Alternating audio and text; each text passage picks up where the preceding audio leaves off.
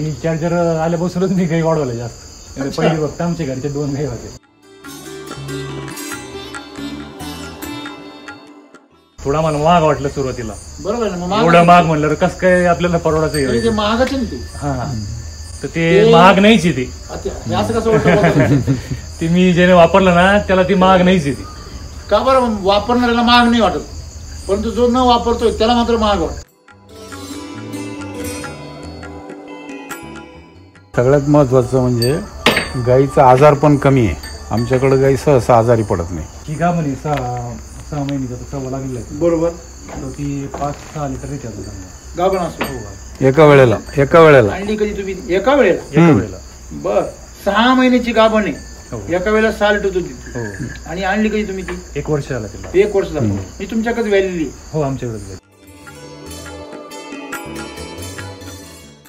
तुम्हाला वापरायला यांनी सांगितलं? आमचं त्याटच येत नव्हतं, म्हणजे मला डायरेक्ट भापडाचे 17-18 रुपये. काय बात करता? एवढी तरी काय वेळ मिळत होती तुम्हाला? हाय प्रश्न. कारण शास्त्राचा नियम काय सहज भेटलं याला ते. मी म्हणलं ते खरं नाही, गाठ भरायचं असं विकून टाकायचं म्हणलं. काय ना? म्हणजे दोष कोणचा? फॅट लागत नाही, दोष कोणचा? दोष कोणता? काय बात करता राहतो तुम्ही? विकून कोण कोण टाकू राहिलं? गायी शेतकरी विकला का कधी?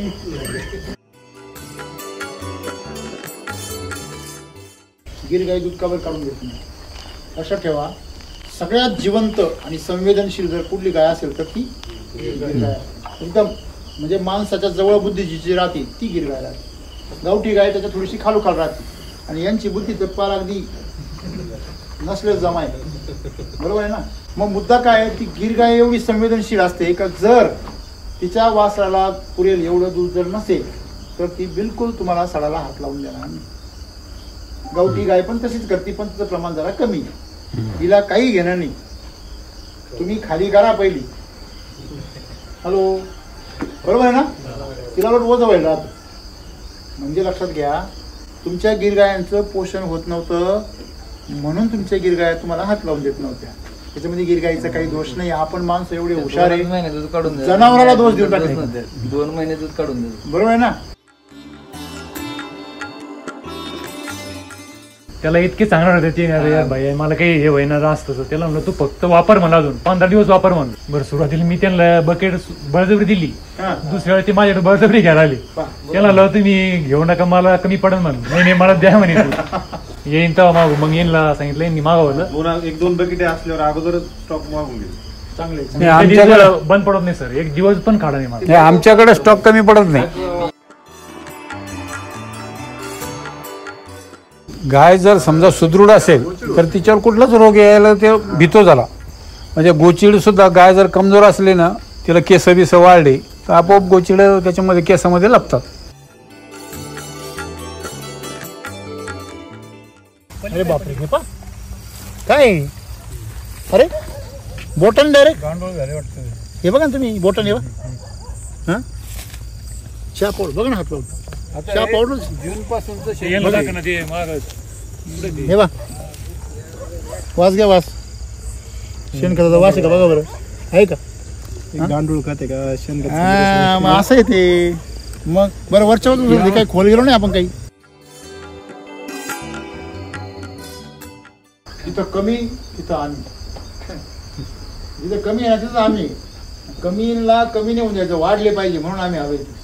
बरोबर आहे? आता तुझा व्यवसाय एवढा सोपा आहे तर का नाही वाढणार? बरोबर आहे ना? फक्त तुम्हाला पहिले 2 महिना त्रास आहे आणि 1-2 महिने तुम्हाला द्यायचं आहे फक्त. आता आम्हाला सवय झाली लागली फक्त खिचो खिचो खिचो नाही, आता द्यायचं. थोडे दिवस द्या, तिथून पुढे जायचं. जमीन आणि जेव्हा गाई द्यायला लागते ना तेव्हा तुम्हाला घर भरून भरून देते. लक्षात, तिला फक्त तृप्त करा. ओके. नमस्कार. नमस्कार.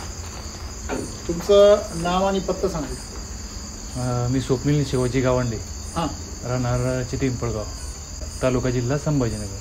अच्छा. तुम्ही तर मिल्क चार्जर तर आत्ता वापरलेले असतील ना? तरी एक वर्ष आले मिल्क चार्जर वापरून मला. अच्छा. आणि मग तुम्ही 1 वर्ष तुम्हाला बिगर मिल्क चार्जर अनुभव आहे? हो आहे. मग तो अनुभव आणि हा अनुभव काय फरक आहे? मिल्क चार्जर आल्यापासूनच मी गाई वाढवलं जास्त. पहिली फक्त आमच्या घरचे 2 गाई होते. म्हणजे ती गावठी गाय होती का? हो ती एक होती ती गेली ती. हा हा ती गेली. फक्त मी घरच्या पुरतीच ठेवली ती गाय. बर बर. हो. मग तुम्ही ह्या गाया वाढवल्या? ते पहिले 2 होते आता हे 5 झाले सगळे. अच्छा, म्हणजे 2च्या 5 झाले. हो. मग काय म्हणजे लोक तर म्हणतात दूध व्यवसाय परवडत नाही, तुम्ही वाढवलं कसं? मला दुधाला क्वालिटी व्यवस्थित भेटली.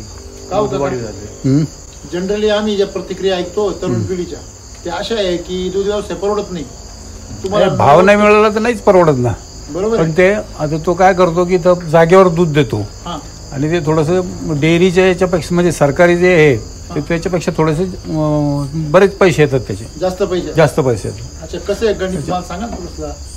साधारणतः काय काय 40 रुपये लिटर देतो मी. तुम्ही 40 रुपये विकता आता आज. म्हणूनच परवडतं ते.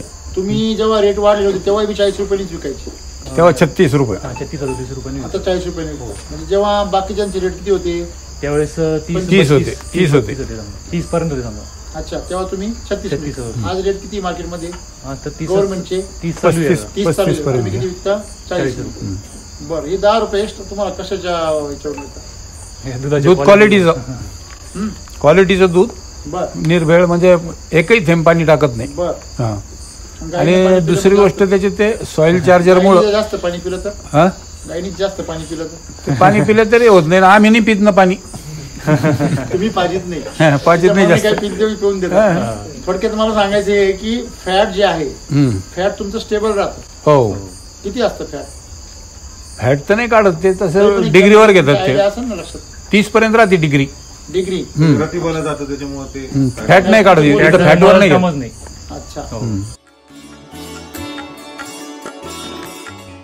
तुम्ही व्हिडिओ पाहून ठरवलं की त्यांचं ऐकून ठरवलं? आम्ही तर व्हिडिओ बघितले ते पहिले. बर. मग म्हणलं आता ते वापरून बघू. थोडा मला महाग वाटलं सुरुवातीला. बरोबर आहे ना. मग एवढं महाग म्हणलं कसं काय आपल्याला परवडायचं तरी आहे. ते महागाचे ना ते. हा तर ते महाग नाहीच आहे ते. आता हे असं कसं वाटतं? ते मी ज्याने वापरलं ना त्याला ती महाग नाहीच आहे ती. का बरं वापरणाऱ्याला महाग नाही वाटत, परंतु जो न वापरतोय त्याला मात्र महाग वाटत? हे काय? तुम्ही या गाईला काही खाऊ घाला ते बनणारच गाई तुमच्या. आता माझा ऊस आहे आणि बिन्नी गवत आहे. कुठल्याही प्रकारचा चारा घाला असं त्यांना म्हणायचंय. हा, हा, म्हणजे मग तुम्ही आज समजा गिन्नी गवत घातलं, उद्या ऊस घातला, किंवा परवा भांड्यात घातल्या, किंवा नंतर तुम्ही काहीतरी घासच आणला, चाऱ्यामध्ये कितीही बदल केला हो. तरी काही प्रॉब्लेम होत नाही. काही problem फक्त बारली सोडून. हा ते बारले वगैरे काही देतच नाही. बर बर. हे तब्येती चांगल्या आहे त्यांच्या बरोबर. आणि दुधाची टेस्ट एक चांगली आहे. चांगली येते. हो. आता तुम्हाला पूर्वीचा अनुभव आहेच ना. पूर्वी कसा अनुभव होता म्हणजे वापरण्याच्या पूर्वी, मिरच्या वापरण्यापूर्वी? त्यावेळेला तर आमच्याकडे जर्सी गाय आहेत ना, आपल्याला माहितीच ना. हो त्यांचं दूध तर कधीतरी. थोडस पतलं राहतं त्याचं दूध. तर आम्ही आणि- ते पहिले आमच्याकडे गिर गाय होती पहिले. बर. तर आम्ही गिर गाईचं दूध खायचो. बरोबर हे जर्सी गाईचं आम्ही दूध कधी खाल्लंच नव्हतं. बरोबर. का? आम्ही कधी ऐकलं होतं जर्सी गाईच्या दुधाचा वास येतो आणि तिचं दूध खायला चांगलं नसतं नसतं. शरीरासाठी. बरोबर आहे. बरोबर आहे. म्हणून तुम्ही खातच नव्हते. आम्ही खातच नव्हतं दूध त्याचं. तुम्ही काय खात नाही? जे पाहतात ते नाही खाती तर. हा, हा. का आपण जनावरांना डीएपी युरियाचा चारा आणि मिनरल मिक्सर जर चारलं तर ते दूध खाण्यासारखं राहतं. आणि ते चारीतच नाही तसं मग तो पतच तुम्ही नाही त्याच्यामध्ये येतच नाही. जनरली सगळ्यांना दूध उत्पादन करायचंय तर मिनरल मिक्सर 99% वापरतात. 99%. आता जे 99% वापरतात त्याच्याबद्दल बोलणार आपण, बरोबर की नाही? जे 1-2% वापरतात त्याच्याबद्दल कोण जाहिरात करते, बरोबर आहे की नाही? आणि मग ते जे दूध आहे जर्सी गाईचं दूध हा प्रॉब्लेम नाहीये. प्रॉब्लेम तिला आम्ही काय खाऊ घालतो हा प्रॉब्लेम आहे. बरं मग का बरं हा आम्ही केमिकलचा चारा घालतो? कारण तिला जो तिची भूक आहे ती खूप जादा आहे आणि तेवढं पुरवायचं म्हणल्यावर आपल्याला ऑर्गॅनिकली शक्य नाही, म्हणून लोक त्याला रसायनं वापरतात. बरोबर आहे ना? असंच आहे ना गणित?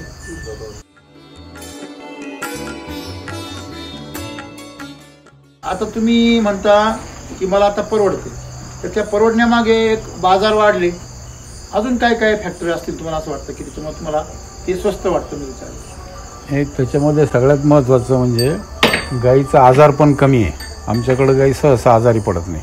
अच्छा. आता तो एक आम्हाला म्हणजे वर्षभरामध्ये तुमचा जो मेंटेनन्सचा खर्च आहे, हा मग त्याच्यामध्ये काय काय आजार असतो गाई गोठ्यामध्ये? मास्टायटिस असतो. सगळ्यात पहिला मास्टायटिस आहे, त्याच्यानंतर FMD आहे. FMD, फिट अँड माउथ म्हणतात. म्हणजे फिट म्हणजे पाय. पायामध्ये बघा त्या बॅगांमध्ये जखमा तयार होतात आणि तोंडाला अशा प्रकारे जखमा तयार होतात. त्याला लाळ्या खुरकुत असतात. पायाला खुरकुत येतं, तोंडाला लाळ्या येतो. मग त्याला फेस अँड माउथ FMD असा डिसीज येतो. मग तो जो आजार आहे तो आजार जनावराला पूर्ण दमून टाकतो, अगदी जाम करून टाकतो, दूध कमी होतं, दूधच येत नाही, चारा बंद होतो, तोंडच बंद धरल्यावर. तो जो आजार आहे तो आजार एक सगळ्यात मोठा गंभीर आहे, जो साथीच्या सारखा पसरतो. तो दुसरा एक लंपी आहे, लंपी आणि रेग्युलर त्रास देणार म्हणजे मस्टायटिस. जर्सी जनावरांसाठी मस्टायटिस हा कॉमन आजार, बरोबर आहे ना. मग आता त्याच्यापैकी तुम्हाला काही त्रास नाही. मास्टायटिस आतापर्यंत झालं वर्षभर तुमच्याकडे जनावर नव्हतीच जर्सी? होते, एक का दोन होते. एक होती, एकच होती. बरं. असं एवढे नव्हती, एवढं प्युअर जर्सी नव्हती. अच्छा, प्युअर जर्सी नव्हती. मग तुम्ही आता डिरिंग केली, आता ही प्युअर आहे का? हो प्युअर, आणि प्युअर आहे. हे दोन्ही प्युअर आहे. जवळपास 82% आहे. हा, तर ही का म्हणे 6 महिन्याचा सव्वा लागलेला आहे. बरोबर. ती 5-6 लिटर देते गाभण असतो.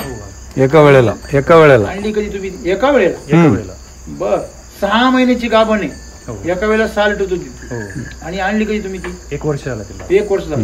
मी तुमच्याकडे व्यालेली हो, आमच्याकडे तेव्हापासून मिळतं चालू आहे. हो. बरं, काय किती दूध द्यायची ती हायएस्ट? सुरुवातीला तिनं 10-12 पर्यंत दिलं समजा एका टायमाला. बापरे, एवढं देऊन एवढं तब्येत एवढी भारी. हा, नाही, मेन ते तुमचं हे जे आहे ना प्रॉडक्टचं हे म्हणजे मिल्क चार्जर, तर त्यांनी जनावर चांगले राहिले. जास्त दूध देणाऱ्या गाई सहसा अशा राहत नाही. ही कितीची आहे? ही 82%. ही किती दूध देते? ही दूध आता द्यायचं कमी आहे. नाही, किती पहिल्या देते? रोजचे तर 3-4 लिटर देते समजा आता. एका पण टायमाला. गाभण आहे आता. गाभण आहे. नाही तसं नाही, ते ज्यावेळेस व्याली त्यावेळेला व्याली त्यावेळेस 8-9 पर्यंत दिलं समजा. एका टायमाला. एका time. म्हणजे ही 10 लिटर म्हणजे जो साधारणतः 18 लिटरची, हो. आणि ही 22-23-24 लिटरची जवळ, 12-24 लिटरची. हो. तर तुमचं ते दूध किती दिवस टिकून राहिलं? तुमचं ते 22-23 लिटर दूध 20 ते 24 पर्यंत. आता 1 वर्ष होत आले समजा, तरी पण अजून दूध देऊच लागलं. नाही, 12 लिटर कॉन्स्टंट जास्त लिटर देते, तर ही तर विशेष गोष्ट आहे. पण तुम्हाला कॉन्स्टंट किती दिवस टिकलं होतं सुरुवातीला दूध?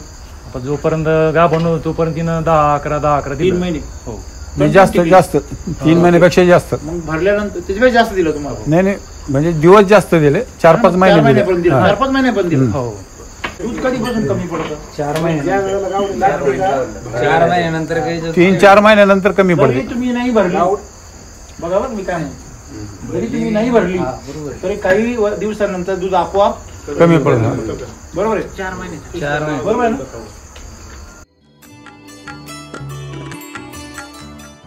तर यांचा हा दूध व्यवसाय म्हणता परवडतो, बरोबर आहे की नाही? त्यांनी गाया वाढवल्या, बरोबर आहे की नाही? आणि आपण तर कमी करायचा विचारत आहे ते आधी. आणि एक लक्षात ठेवायचं, जो कमी करायचा विचार करतो तो कमीच होत जातो. हे खरं आहे का खोटं आहे? तो जेवढा कमी करायचा विचार करतो तो आणखीन कमी जातो. म्हणजे त्याला हेच कळत नाही नेमकी आपण चुकतो कुठे. तर एक जण म्हणतो का बाबा फायदा आहे याच्यामध्ये, मला तर कुठं फायदा दिसतच नाही.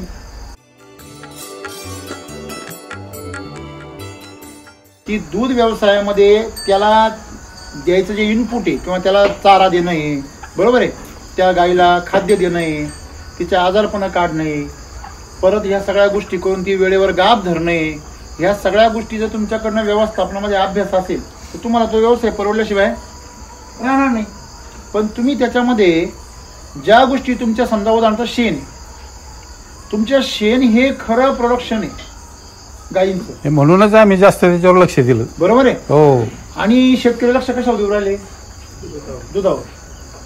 तुमचा फोकसच चुकू राहिला ना. हा, पाहतो जिलबीकन मागवतो लाडू, तू असा कसा भिडू? म्हणजे आपण कुठं भिडलं पाहिजे आपल्याला कळलं पाहिजे. कमीत कमी त्यांनी एवढं तरी कळलं पाहिजे की आपण फोकस दुधावर नाही केला पाहिजे. शेतकऱ्यांनी दुधावर करोडपती शेतकरी नाही होऊ शकत, लखपती नाही होऊ शकत. दूध हे लिमिटेड आहे. तुम्ही किती जरी वाढवलं तर त्याला एक लिमिट आहे. कारण दूध जेवढं वाढवाल तेवढं खाद्य पण वाढवायचंय. मग खाद्य जर वाढवायचंय, दूध तेवढं वाढणार आहे, तर दुधावर तुम्ही श्रीमंत नाही होऊ शकत. तुम्हाला परवडू शकतं फक्त. माझा मेला ना तुझा, फूटच्या फूट उभा केला. फूट उभा करायचा आहे तर दूध व्यवसाय चांगला. पण दुधामध्ये शेतकऱ्यांचं मेन रहस्य काय आहे ते शेतकऱ्याच्या लक्षात नाही, ते म्हणजे शेण. मला सांगा, तुमची पिकं आहे वावरामध्ये काय आहे सध्या? कापूस. कापूस मध्ये तुमचं ऍव्हरेज किती? तुमचं किती होतं? 6 पर्यंत. मराठवाड्यामध्ये 4 क्विंटल कापूस होईल सारा. नाही नाही, सोयाबीन आमच्याकडे बरं का जास्तीत जास्त चांगलं जर आलं तर 5च्या वर आमच्याकडे येत नाही. बरोबर आहे. हुकून चुकून एखाद्या शेतकऱ्याकडे, पण याच्यापेक्षा जास्त नाही. 4-5 शेतकरी समजा त्यांना 7-8 क्विंटल बरोबर आहे. होतो. परंतु ॲव्हरेज जर झालं सगळं गावातलं पूर्ण तर सगळं 4च्या वर नाही. क्विंटलच्या वर नाही. बरोबर आहे. 4 क्विंटलचे पैसे किती झाले? 4 चौक 16,000. किती झाले? म्हणजे बाजार किती? 4,000 आहे का? हा 4,000, 4-5,000 पर्यंत असेल. 5,000. हा. 4 पंचे 20,000. हो हो. 20,000 एकरी. आणि नाही नाही, उत्पन्न नाही ते, हे फक्त Total नाही नाही, yield. टोटली आम्हाला पैसे पडत हातात. एकूण उत्पन्न. मजुरी हे ते धरलं तर 0 आहे, 0. बरोबर आहे. काहीच नाही राहत त्याच्यामध्ये. मग तुम्ही करता का? सोयाबीन करा. नाही सोयाबीनला किती खत भुसासाठी करतात? नाही, भुसासाठी नाही. मला सांगा ते दिवस काल, कारण आम्ही गायांकडनं फक्त दूध काढलं, त्याच्याकडनं आम्ही काय काढलं पाहिजे होतं? शेण. कळलं का तुम्हाला? ते शेण जर तुमच्या कापसाला गेलं असतं तर तुमचा कापूस हा 10च्या खाली आलाच नसता. पण अजून याच्यामध्ये पण गंमत आहे, ते जे शेण आहे ते शेण केमिकलचं नको. म्हणजे गाईला तुम्ही चारा देणार, समजा हे तुम्ही मका बनवली, मका तुम्ही काय टाकलं? युरिया आणि DAP टाकली, त्याच्यावाली लष्करी आळी, त्याला तुम्ही केमिकल मारलं आणि हे सगळे राड हे करून तुम्ही मका अशी पिकवली आणि तो चारा तुम्ही कुट्टीला बनवला आणि तो त्या गाईला दिला. बरोबर आहे? तर त्याचं जे शेण आहे त्या गाईला काय त्रास होतो, तिचा वांजपणा येतो, दूध लवकर कमी होतं, बाकी सगळ्या गोष्टी थोड्या बाजूला ठेवू. पण तिचं जे शेण आहे ते काहीच कामाचं नाही. का बरं कामाचं नाही? भीक नको पण कुत्रा आवर, आहे की नाही? पोषण नको देऊ बाबा पण तुझ्या बुरशा आवर असं म्हणायची. हुमणी लागती, बुरशा लागता, हे सगळे शेणाचे प्रताप आहे. कुठल्या? केमिकलचे. कळलं का तुम्हाला? तेच शेण तुमचं जर निरोगी आलं, कमीत कमी रोग तरी नको, तरी तुमचं उत्पन्न 3-4 क्विंटलनी काय होईल? 2-3 क्विंटल ते गॅरंटेड वाढत.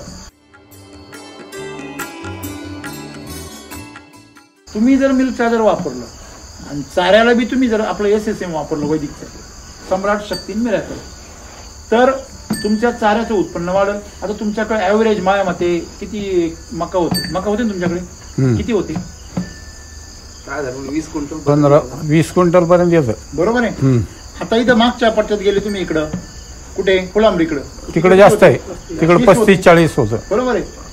त्यांनी काय पुण्य वगैरे केले मागच्या जन्मी, काय म्हणजे त्यांच्याकडून 30 निघतं बाबा, आपल्या आम्ही पाप केली म्हणून 20 निघतं. कशात फरक आहे? फरक कशात आहे? जमिनीचा पोत. बरोबर. पोत. त्यांची माती कशी आहे? थोडी कसदार. आणि आपली माती कशी आहे? आपल्याकडची माती हेवी सॉइल आहे. हा, त्यांच्याकडची माती ते उपजाऊ.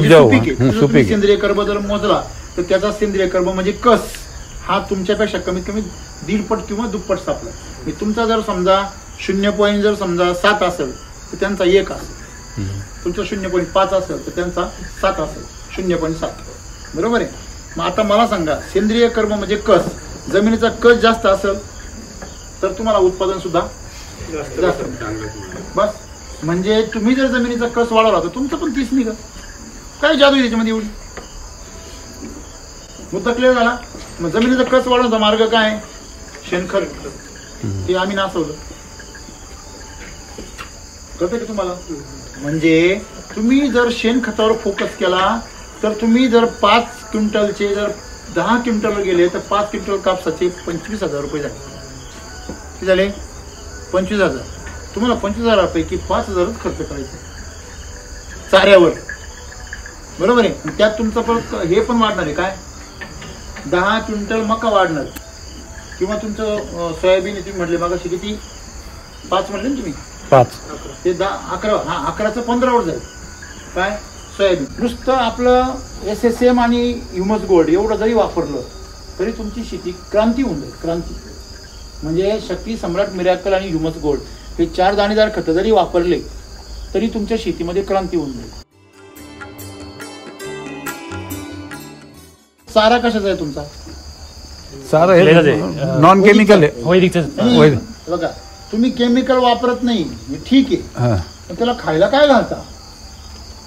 हा ते माझ्या तुम्ही कुठं गवत उपटा तिथे गांडूळ निघते आपल्या शेताबळीमध्ये याला तेच म्हणलं मी म्हणलं इथं गांडूळ आहे तुम्ही याच्यात टाकायचे करायला मी लेवच म्हणलं याला हेच तुम्ही पण शिका. ते- मला सांगा मराठीमध्ये तुम्ही जुन्या लोकांनी काय म्हणता येईल केली असतील शीते तर जमतील भूते. शीत जर असेल तर भूत आपोआप गोळा होते. बरोबर आहे की नाही? खरं खोट आहे. म्हणजे तुम्ही जर साखर टाकली तर मुंग्या आपोआप येतात. बरोबर आहे. लक्षात ठेवा त्या ठिकाणी जर गांडुळांना खायला असेल ते आपोआप जन्माला येतात. आपोआप जन्माला येतात. मला सांगा तुम्हाला ते सोडण्याची गरज जसं माशाला पोहणे शिकवायची गरज नाही ना तसं गांडुळांना गोअमृतचं उकडा दाखवण्याची गरज नाही. कळलं का तुम्हाला? सगळ्यात मोठा फायदा काय तुमचा की तुम्ही तुमच्या शेतीमध्ये जर हे पौष्टिक शेण जर टाकलं. पौष्टिक शेण कशाने ओळखायचं? त्याचा चांगला वास येतो. घाण वास येत. घाण वास आला का समजायचं अपचन झालं. अपचनाचं शेण तुमच्या शेतामध्ये रोग निर्माण करतं. ते अगोदरच सांगत मी पचत नाही मला शेतात नेऊ नको. ते वास देतं म्हणजे काय सांगतं? त्याला बोलता येत नाही. ते त्या भाषेत बोलतं की माझा वास सुटला माझ्यापासून दूर राहा किंवा तू शेतापासून मला दूर कर. त्याला शेतात टाकू नका. लक्षात घ्या.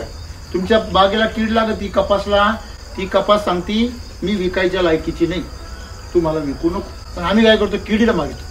ती तुम्हाला सांगायला तुम्ही तिलाच मारून टाकली.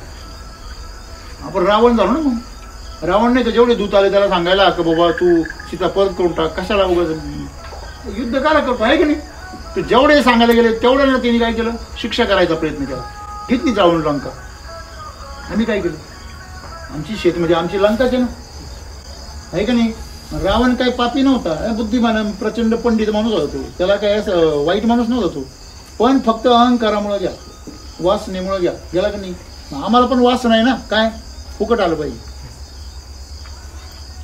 आणि काहीच करणार नाही. फुकट आलं पाहिजे.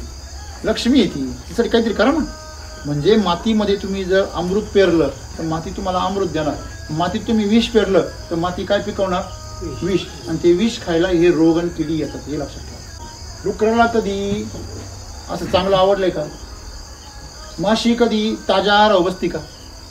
ती निसर्गाने तयार केले घाण संपवण्यासाठी. आपण त्यांचा किळस करतो पण ते आपली घाण संपवतात. लक्षात ठेवा. खरं आहे की नाही? म्हणजे आपल्या शेतामध्ये तुम्ही ऑब्झर्वेशन करा. ज्याच्या शेतामध्ये तुम्हीच करा. तुमच्या शेतामध्ये जिथं रासायनिक खतं वापरती नाही तिथं तण कमी येतं. तुम्ही ऑब्झर्वेशन माझा नका विश्वास ठेवू. काँग्रेस गवत असेल किंवा बाकीचं तुमचं लोळी असेल हे गवत रासायनिक खतं टाकल्यावर वेगाने वाढतं. हे खरं आहे का खोटं आहे? तरी पण तुम्ही टाकता. वरून ओरडतो बी काय तण आवरत नाही तण आवरत नाही. तू आवर ना रासायनिक खतांना ते आपोआप आवरत. खरं खोटं आहे?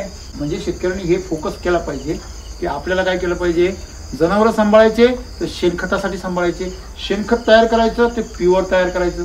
नुसतं दिसतंय म्हणून शेणखत थोडी. त्याच्यामध्ये काय असलं पाहिजे कस. दूध दिसलं म्हणून दूध राहतं का? ते पाहू का? दुसरं दिसलं म्हणजे दूध राहतं का? त्याला काय लागली पाहिजे? डिग्री लागली पाहिजे. त्याला फॅट लागला पाहिजे. त्याला एसएनएफ लागला पाहिजे तर ते दूध आहे. हे खरं आहे ना? तसंच आहे. आपली माती म्हणजे माती नाहीये. ती माती सुपीक असली पाहिजे आणि तिला सुपीक करायचं काम हे आपलं गोअमृत करतं. तुम्ही त्याच्यासाठी जर मिल्क चार्जरचा वापर केला तर तुम्ही हुशार. तुम्ही दुधावर लक्ष ठेवून जर मिल्क चार्जरचा वापर केला तर तुम्ही हुशार नाही. तुम्ही साधारण माणूस. तुम्हाला त्याचा फार काही कळत. आपण लखपती शेतीमध्ये होऊ शकतो. दूध व्यवसायात नाही. हां दूध व्यवसायामध्ये तुम्ही खाऊन पिऊन सुखी मस्तपैकी 2 रुपये तुमचे वाचू शकतात. हे मात्र खरं. आज तुमची जी शेती आहे कपासची त्याच्यापेक्षा दूध व्यवसाय नक्कीच चांगला आहे तुमचा. का? तर तुम्ही शेतीचा स्तर काय केला आहे खाली नेला म्हणून. नाही तर दूध व्यवसाय भारी असं नाही. शेती कधी पण भारीच आहे. शेतीमध्ये तुमच्या शेतीमध्ये समजा आज 30-30 क्विंटल पर्यंत सोयाबीन काढणारे लोक म्हणाले 28 क्विंटल तर तुमचे शेजारी उदाहरण आहेत. बरोबर आहे? कपासमध्ये 30 क्विंटल पर्यंत कपास काढलेली आहे. कुठं तुम्ही सुद्धा काढू शकता. पण त्यासाठी तुम्ही काय केलं पाहिजे तसं पेरलं पाहिजे ना. हा बेंटेज घालायचं आणि सोन्याचे बाजार मागायचे. मारतील ना लोक आपल्याला. प्रकृती आपल्याला मारच देऊ राहिली. किडी रोग अपयश ही प्रकृतीचा फटका आहे हा. तुला कळत नाही, तू काय चाललंय तुझं उमजत नाही तुला. एक लक्षात घ्या, शेती फार सोपी आहे, फक्त तुम्ही तिची दिशाच बदलली पाहिजे. थोडे कष्ट ठेवा, थोडी श्रद्धा ठेवा आणि जमिनीला पौष्टिक खाऊ, गायांना पौष्टिक खाऊ. तुम्ही रासायनिक शेती केली काही अडचण नाही, मी त्याच्याबद्दल काही नाव ठेवत नाही, पण तुम्ही रासायनिक शेती बरोबर तुम्ही जमिनीचा कस का नाही सांभाळला. तेच जास्त व्हायला लागलं की नुसत्या गोण्या आणायच्या टाकायच्या एवढाच विषय. अहो पण आता मला माहिती आहे, माझे वडील जे आहे ना, उन्हाळा लागला की एक बैलगाडी आणि एक माणूस फक्त खतं गोळा करायला राहतो आणि ते कमीत कमी 5-7 एकर तरी बेचवायचे. आमच्याकडे जवळजवळ 50 एकर शेती होती तेव्हा. तर ते बाहेरून खतं घेऊन 5-7 एकर करायचे आणि आमचं घरचंही जवळजवळ 20-25-30 ट्रॉल्या निघायचं. कोण गोळा करायचं? वडील. बरोबर आहे. असं आहे म्हणजे तुमच्याकडे शेणखताचं कस होतं ना, तुमची हाईट वगैरे, तुमच्या बॉड्या ज्या आहेत, तब्येती, तुमचे जे DNA तो थोडा स्ट्रॉंगच आहे ना. का बरं? तुमचा मेंदू बी थोडा फास्ट चालवतो का? त्याचं कारण आहे कसदार खाल्लं, आम्ही निकस खातो, आमच्या पुढचे कसे तयार होते, नॅनो टेक्नॉलॉजी. नाही आणि बरं का सर, अरे तुमचा गहू एवढा, तुमचा बाबा बी तेवढा मोठं होत. खरंय, अरे खरंय. तुम्ही जे खाणार, मला सांगा, आम्ही जे आहार खातो, जैसा खायान वैसा बने मन, ते शरीर तसंच बनणार आहे पुढचं. तुमच्या शरीरामध्ये शुक्राणू तयार होणार आहे. तो काय काय हवेतून येतो का? तुम्ही कधी ऐकलं की दारू प्याला त्याच्यापासून शुक्राणू तयार झाला? बारीक होतो शुक्राणू, त्याचा मोठा नाही होत. तुम्ही जे आहार खाता, जे अन्न खाता, त्याच्यापासून काय होतं, रस, रक्त, मांस, मज्जा आणि पुढे जाऊन त्याच्यापासून धातू तयार होतो. धातू म्हणजे काय? शुक्राणू आपले. वीर्य तयार होतं. वीर्य असेल तर त्याला वीर म्हणतात. त्याच्याकडे वीर्यच नाही, त्याच्याकडे काच वीरत्व.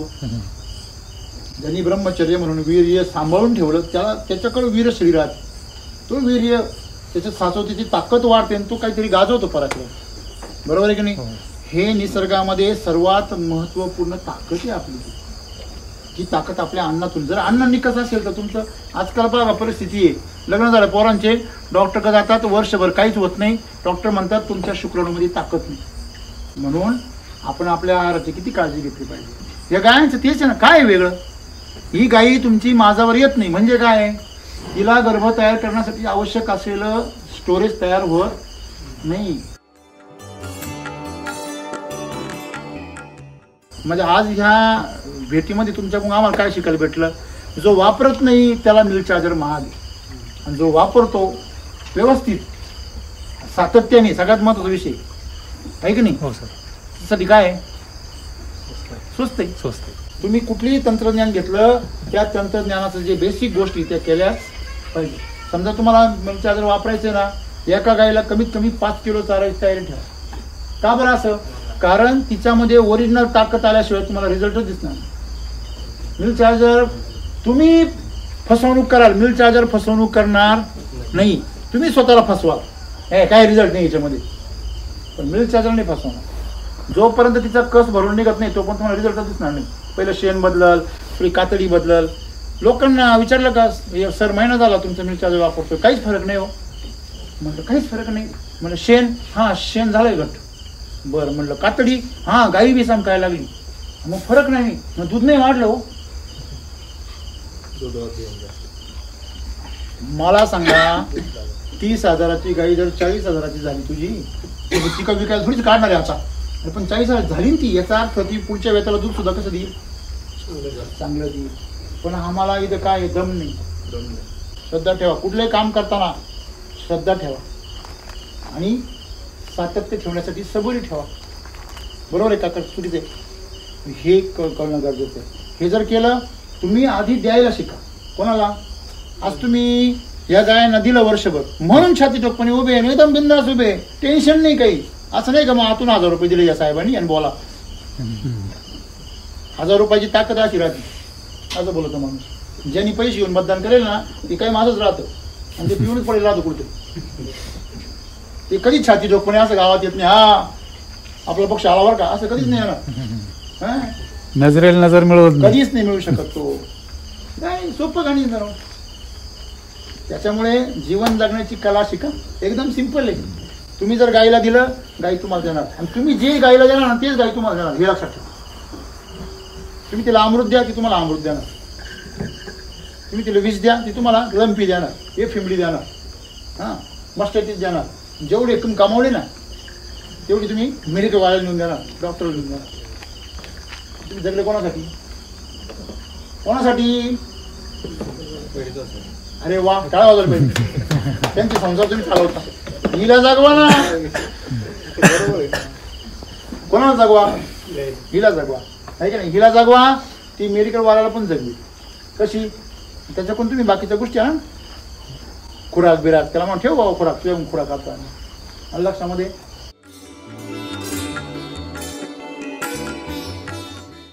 ही गाई आपल्यासाठी माता का म्हटलेली आहे? कारण ती आपल्याला पोषते, आपण तिला पोषित नाही, बरोबर आहे की नाही? म्हणून तिचं पोषण करणं, तिचा हिस्सा तिला देणं हे आपलं काम. लक्षात तुम्ही जर केलं, आज तुम्ही जे केलं, तुम्ही आता किती ग्रॅम चालतो दररोज? मी ते 1 चमचे फुल भरून टाकतो. म्हणजे 70-80 ग्रॅम चालता. 70 ग्रॅम तर जातो 75 ग्रॅम. म्हणजे एका टाइम सकाळी 1 चमचा आणि संध्याकाळी 1 चमचा. म्हणजे ते पूर्ण ढीग भरून भर. हो पूर्ण. म्हणजे 70-75 ग्रॅम जाते आमचं. मग 75 ग्रॅम तरी माया मते कमीच आहे, पण तुम्ही सगळे नशीबवाने. तुमच्याकडे जमिनी अजून नासलेल्या, तुम्ही कसलेल्या आहेत पण नासलेल्या नाही अजून. एवढ्या मोठ्या प्रमाणात तुम्ही रासायनिक वापरते नाही, तुम्ही करतेच नाही खर्च, तेव्हा ते चांगलं गोष्टी आहे का नाही? की आज ह्या गोठ्यामध्ये मिल्क चार्जरच्या निमित्ताने मला एवढं सांगायचं, मिल्क चार्जर हे तुम्ही दुधासाठी वापरूच नका. मग तुम्ही असं म्हणायचं, सर मिल्क चार्जर नाव का बरं ठेवतो? मिल्क चार्जर दुधासाठी वापरायचं नाही, मग कायसाठी वापरायचं? मला सांगा, लहान पोरग गोळी जर खात नसेल औषधाची, तुम्ही त्याला काय म्हणते? चॉकलेट आहे. हॅलो, तुम्ही राजा हरिश्चंद्र राहता का?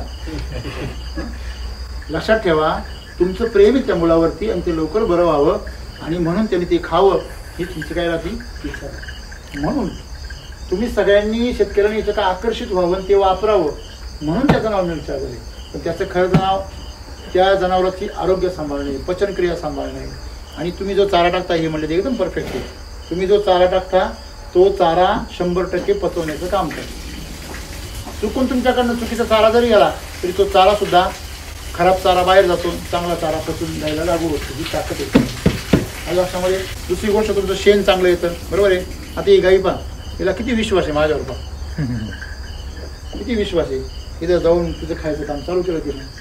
मलाही तकलीफ नाही, तिलाही तकलीफ नाही तर एखादा अनोळखी माणूस पाहिल्यावर गाई काय करते माहिती ना, तांडवच करतो. तुमच्याकडे काय अनुभव असा आहे की नाही? हातपार काचा, बरोबर आहे. पण ह्या गाय एवढ्या शांत का बरे? बघा, ती पण नॉर्मल झाली की नाही? म्हणजे सगळ्यात महत्वाची गोष्ट लक्षात ठेवा, मिल्क चार्जर खाल्लेलं जनावर हे चिडचिड नाही राहत. विचार करा, माणूस सुद्धा चिडचिड कधी करतो? त्याला जर व्यवस्थित जेवण नाही भेटलं, किंवा त्याचं मन तृप्त नसेल, शांत नसेल, तर मनाविरुद्ध होत असेल, तर जनावराला जर व्यवस्थित खायला भेटलं आणि ते तृप्त झालं ते शांत होतं. ते मारामारी करतं, त्याचा उडी घेतो, बरोबर ना? एवढंच गणित आहे. मी तुम्हाला वापरायला यांनी सांगितलं. आमचं त्याटच येत नव्हतं, म्हणजे मला डायरेक्ट भापडाचे 17-18 रुपये. काय बात करता? एवढी तरी काय वेळ मिळत होती तुम्हाला? हाय प्रश्न. कारण शास्त्राचा नियम काय सहज भेटलं याला, ते मी म्हणलं काही खरं नाही, गाड भरायचं असं विकून टाकायचं म्हणलं. काय ना? म्हणजे दोष कोणता? फॅट लागत नाही, दोष कोणता?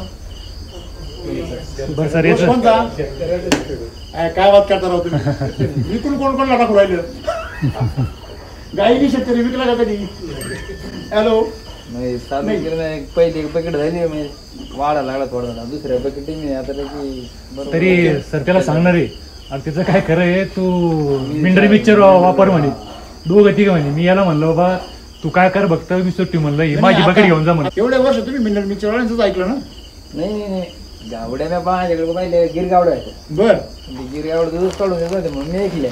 आता 8 नव्हती, एक गाय आणली पहिले, तिचं बरं झालं, दुसरी मग वाढली, वाढता मग हे झालं. हे मुद्दा यांचा समजून घ्या. पहिला, गिर गाई दूध कावर काढून घेत नाही. लक्षात ठेवा, सगळ्यात जिवंत आणि संवेदनशील जर कुठली गाय असेल तर ती गिर गाय. एकदम म्हणजे माणसाच्या जवळ बुद्धीची जी राहते ती गिर गाय राहते. गावठी गाय त्याच्या थोडीशी खालोखाल राहते, आणि यांची बुद्धी तर पार अगदी नसलेच जमाय, बरोबर आहे ना? मग मुद्दा काय आहे, ती गिर गाय एवढी संवेदनशील असते का जर तिच्या वासराला पुरेल एवढं दूध जर नसेल तर ती बिलकुल तुम्हाला सडाला हात लावून देणार नाही. गावठी गाय पण तशीच करते, पण तिचं प्रमाण जरा कमी आहे. तिला काही घेणं नाही. तुम्ही खाली करा पहिली. हॅलो, बरोबर आहे ना? तिला वजन व्हायला राहतं. म्हणजे लक्षात घ्या, तुमच्या गिरगायांचं पोषण होत नव्हतं म्हणून तुमच्या गिरगाया तुम्हाला हात लावून देत नव्हत्या. त्याच्यामध्ये गिरगाईचा काही दोष नाही. आपण माणसं एवढे हुशार आहे, जनावराला दोष देऊन टाकले. 2 महिने दूध काढून देतो. बरोबर आहे ना? हे तुम्हाला बदललं, तुम्ही हे बदललं, किती फरक पडला आज? नाही, माझं झालं डायरेक्ट 28 29 भेटला. म्हणजे डिग्री आली. त्याला भाव पडायला लागला तेवढा 29 पर्यंत भाव आला. 18 19 होऊन त्याला 29 पर्यंत भाव पडला. 18 भाव आला. आता डायरेक्ट याच्या म्हणजे गाय कसं झाली आता? गाय चांगली दिसायला लागलं काही?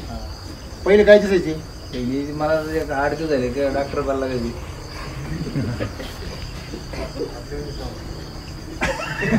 जुडदार आहे, जुडदार आहे. बर, आता गायी रिलॅक्स झाल्या, सगळं रिलॅक्स झालं. आता कसं बरं वाटतंय का? मी आवाज झालो आता. हा, मी आवाज झालो आता. आहे की नाही? फक्त हे सुरुवातीला समोर राहतं. त्याला इतके चांगलं राहतं ते अरे भाई मला काही हे होईना असतं. त्याला म्हणलं तू फक्त वापर म्हणला, अजून 15 दिवस वापर म्हणलं. ए, मला एक सांगा का हो? खाली तुम्हाला जर तंगडी घालून खाली पाडायचं असेल, भरपूर येते, भरपूर येते. बरोबर आहे. समजा एखाद्या ठिकाणी काहीतरी भांडण चालू आहे दोघांचं आणि 2-3 जण मिळून त्याला मारू राहिले, तर तिला तुमच्याच गावात आहे, तुम्हाला माहिती आहे जरा रायवळाची जरा मार खावलं तिला, तर तुम्ही तिला हात साफ करणार का त्याला वाचवणार?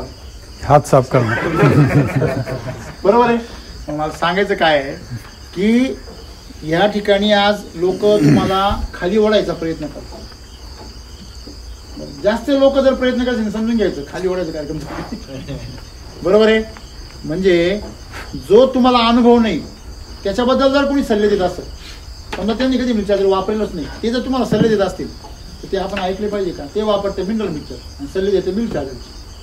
हा किती मोठा अवघड. आणि हा जुना नियम आहे, ज्यांनी कधी वापरलेलं नसतं ना ते जास्त सल्ले देतात. म्हणजे ज्यांनी कधी काहीच केलं नाही ते तो सल्ले जास्त देतो. त्याच्याकडे तेवढंच राहतं, सल्ले द्यायचं तर काम राहतं. त्याचा काय अनुभव काहीच नसतो ना. त्याचा काय अनुभव नसतो ना, तो फार महाअनुभव राहतो. तो ज्याला भेटेल त्याला काय देतो? सल्ले देतो. तो फार मुलींना पण देतो. नाही, आता हे गाईचं दूध काढायचं मशीन जर हे केलं ना, तर ज्यांनी गाय कधी पाहिलेली नाही आणि गाईचं दूध कधी काढलं नाही त्या मशीन, ते म्हणते त्यांना रक्त येतो. आणि असा आमचा अनुभव आहे, असं काही होत नाही. असे हाताने रक्त काढते हा. आणि मास्टरचीच करते. खरं खोटं आहे. त्याच्यामुळे दूध व्यवसायामध्ये तुम्हाला जो अनुभव आला आहे की नाही, तुम्हाला जो अनुभव आला हा अनुभव प्रत्यक्ष त्याला येऊ शकतो. फक्त त्यांनी काय ठेवला पाहिजे? संयम ठेवला पाहिजे, श्रद्धा ठेवली पाहिजे. जसं तुम्ही एक बकेटमध्ये थांबले नाही, ते जर एक बकेटमध्ये थांबले असते ते म्हणते हा त्यांनी काय 17 जण होतं 18 झालं, काय उपयोगी? बरं, सुरुवातीला मी त्यांना बकेट बळजबरी दिली. हा, दुसऱ्या वेळी ते माझ्याकडे बळजबरी घ्यायला आले. त्याला लावलं तुम्ही घेऊ नका, मला कमी पडेल म्हणून. नाही मला द्या म्हणे, येईन तेव्हा मागू. मग येईनला सांगितलं, यांनी मागवलं. 1-2 बकेटे असल्यावर अगोदरच स्टॉक मागून घे. चांगले. आमच्याकडे बंद पडत नाही सर, एक दिवस पण काढा नाही मला. आमच्याकडे स्टॉक कमी पडत नाही. बघा या गोष्टी झालोय, वास येतोय का? काय आहे की 10-20 काही तुमच्या गोठ्यामध्ये आहे की नाही? मला किती प्रेम आहे तुमचं त्यांची. तुमचं प्रेम गायन जर नसेल ना तर दास तुमच्यावर प्रेम करतात, गोचिड करतात.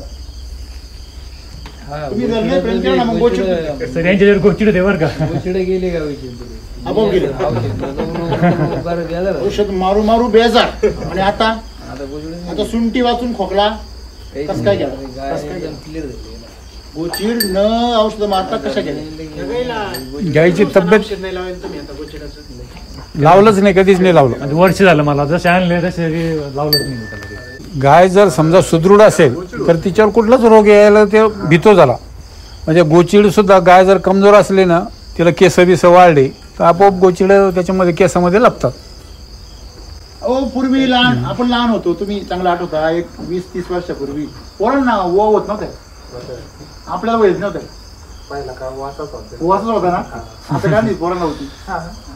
ते काय डोक्यामध्ये काही औषध टाकीत नाही. आताच्या पोरांचं लहानपणापासून शासन सुद्धा काळजी घेताना आपण सुद्धा पोरांची खाय प्यायची. तेव्हा आपल्याला कोरके सुद्धा खायला भेटत नव्हती. खरे खोटे चड्ड्या मागं फाटेल राहायच्या. म्हणजे त्यावेळेस एवढी आबळ होती. खरं आहे खोटं आहे? तेल किती खायला भेटायचं? 15 वर्षाचाच काळ गेला फक्त. 15-20 वर्ष तेल किती भेटायचं आपल्या कालनामध्ये? तेल किती असायचं? पावसाळ्यात तेल आणलं सारं घरदार 15 दिवस खात होतं. बरोबर आहे. आता पावसाळ्यात दिवसाला पुरत नाही. म्हणजे आपल्याकडे आता सुबत्ता आहे म्हणून आपल्याकडे हे किरकोळ आजार होती नाही. तुम्ही गायांना जर सुबत्ता आणली तुमच्या गोट्या सुद्धा आजार येणार सोपं नाही. मिल्क चार्जरचं काम आहे हे काय आहे? तुमच्या गाईचं आरोग्य सांभाळणं, शेणाचं आरोग्य आणि शेतीचं आरोग्य. मस्त आहे की नाही? एकदम काम आहे की नाही? तुम्ही खुराक चालतात, खुराकामध्ये युरिया असतो. किती जणांना माहिती? तुमची जी गोळी पेंड असते ना, हो असतं युरिया असतं. पेंडीमध्ये युरिया असतो टाकलेला. युरिया युरिया असतं. 1% युरिया असतो. 100 किलोच्या बॅगमध्ये कमीत कमी 1 किलो राहतोच. काही कंपन्या जास्त टाकतात. त्यांनी काय होतं, तुमच्या गाईच्या जनावरांच्या पोटामधल्या बॅक्टेरिया मरतात. त्या मेल्या की ते तसंच ते केमिकल कशात उतरतं? तुम्ही इंजेक्शन देता गाईला, हे करता, ते सगळं त्या शेणामध्ये उतरतं. डॉक्टरनी केलेला विलाज हा सगळा त्या शेणामध्ये उतरतो आणि शेणामधल्या बॅक्टेरियाना काय करतो? मारून टाकतो. सांगा आता, बॅक्टेरिया मरून गेलो शेणाला कोण कुजवी? मग जर कुजवलं नाही तर निसर्ग त्याला काय करतो? सडवतो. जर कुजलं नाही, जसं आपण कसं म्हणतो, दूध जर आंबलं नाही तर ते नासतं. बरोबर की नाही? असं म्हणजे त्या ठिकाणी त्या शेणाचा नाश होतो आणि असं नासलेलं शेण तुमच्या शेतामध्ये काय पीक पसरवतं? म्हणून त्या शेणामध्ये पण कस असला पाहिजे तरच तो शेण कुजू शकतो. तुम्हाला आश्चर्य वाटेल, आपलं गोअमृतचं शेण फक्त 1.5 महिन्यामध्ये कुजतं. आता ते जसं ठेवलंय ते त्याला पण मुंग्याला काहीला असं कुजू येते. तुम्ही रस काढला ना असं मोकळं म्हणजे शेण टाकतानाच. तिथं कमी तिथं आम्ही, जिथं कमी आहे तिथं आम्ही. कमीला कमी नेऊन द्यायचं, वाढले पाहिजे म्हणून आम्ही हवे. बरोबर आहे. आता तुझा व्यवसाय एवढा सोपा आहे तर का नाही वाढणार? बरोबर आहे ना? फक्त तुम्हाला पहिले 1-2 महिना त्रास आहे आणि 1-2 महिने तुम्हाला द्यायचं आहे फक्त. आता आम्हाला सवय झाली लागली फक्त खिचो खिचो खिचो नाही, आता द्यायचं. थोडे दिवस द्या, तिथून पुढे जायचं. जमीन आणि जेव्हा गाई द्यायला लागते ना तेव्हा तुम्हाला घर भरून देते. तिला फक्त तृप्त करा. ओके. नुसतं हे नका खाऊ घालू. तुमचा चारा सुद्धा SSMचा. हे शेणखत असेल तर मका सुद्धा निरोगी येते आपलं हे असेल तर.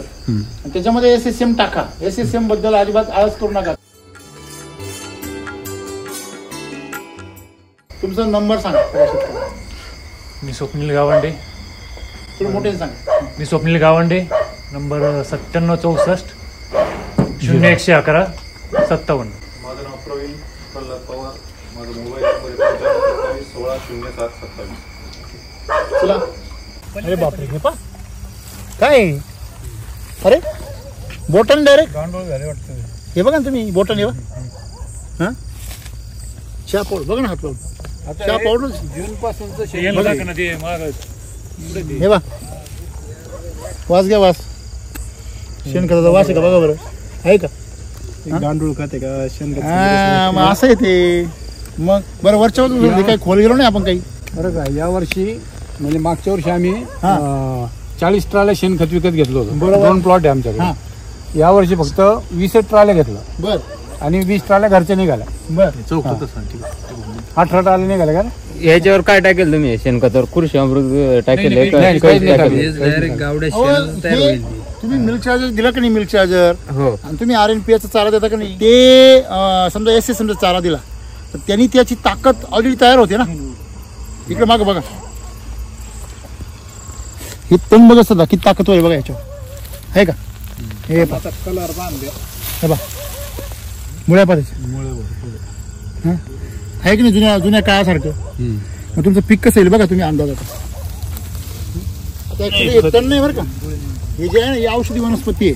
हे लक्षात ठेवा. सेंद्रिय कर्ब जर वाढला तर औषधी वनस्पती येतात. ही औषधी वनस्पती आहे. तण कधीच येत नाही. हा, तण नेहमी रासायनिक खतामुळे. आमच्या याच्यात काँग्रेस काही नाही वर्क सर. तेव्हा हे पण औषधीचे खाली. चलो.